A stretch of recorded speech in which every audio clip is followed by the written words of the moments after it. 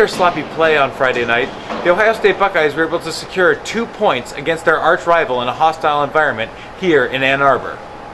Coming into Friday night's game at Michigan, the Buckeyes trailed the Wolverines by 3 points in the Big Ten standings, with the chance to make up some ground in the two-game, two-city set against their biggest rivals.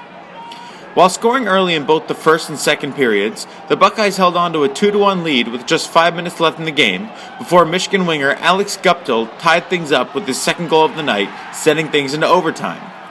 The Buckeyes were able to stave off the Wolverines in overtime and took to the shootout, where Alex Sachura put one in the net to give Ohio State an extra point on their way back to Columbus.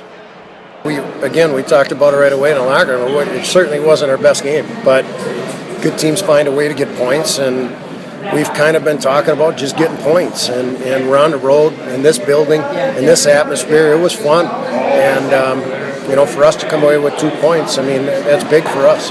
For the majority of the night, the Wolverines were given an advantage on the ice thanks to 6 Ohio State penalties, but were unable to capitalize as each of the 6 Michigan power plays were completed without a goal. Well, I mean, obviously when you look at the numbers, I said before the game, whoever wins the special team is probably going to win the game. They generated a lot of chances. They had a lot of shots. I thought we collapsed a bit more than what we wanted to on the penalty kill. But sometimes you got to do that against a skilled team. And on the power play, we scored a big goal. But again, you have a chance to win a game at the end on the power play, and you don't get it done there. So that was frustrating, because I thought we were in a good spot there. And again, give credit to them. But anytime you keep them off the board on the power play, it's a key.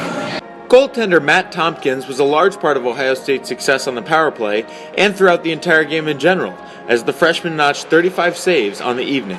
Matty was just waiting in the wings, and he deserved an opportunity, and I'm really happy for him. I mean, you get all the credit to kind of step in for the long in-between games for him, and then to come back out and show what he's all about. I mean, it's a lot better to have, 2 top goalies or 3 go-to goalies than 1, and I feel real comfortable, and I've said that a lot. I feel comfortable with our goaltending. The Buckeyes will take on Michigan again on Sunday, looking to gain more ground in the Big Ten standings.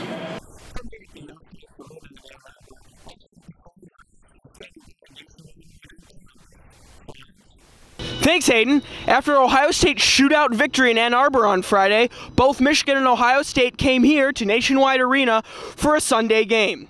With playoff spots on the line, Michigan defeated Ohio State in a hotly contested battle to win 4-3. Well, if you followed this series or rivalry between these two programs in the last 5 years, you'll see that just about every game is decided by 1 goal. And there's not much to choose between the teams. You saw it earlier in the year when we played Ohio home and home, and you saw it again this weekend. Right away we just weren't in the right spots and weren't willing to block shots, and they moved it around and kind of picked us apart there a little bit early, and sometimes that happens, but certainly at this time of year you want to tighten up the ship, and they did what they had to do and scored some nice goals on the power play. Michigan had 3 power play goals on the night, with the first 2 coming in the first period by way of Wolverine forwards Alex Klein and Luke Moffitt, respectively. We had some quick puck movement that, ended up with pucks in the back of the net, and that's all you can ask for. I think we've had some good pressure the last few games, but tonight, for whatever reason, they ended up in the back of the net, so that was really good confidence builder, both for my unit and Phil's unit. Their power play goals happen very, very early in their power plays as well. It's just bang plays. Not like they were working us around for a long shift and we got tired. It was just something that happened real quick. The Buckeyes fought for a comeback in the second and third periods with goals from forwards David Gust and Derek Angeli, as well as from defenseman Sam Hardeen.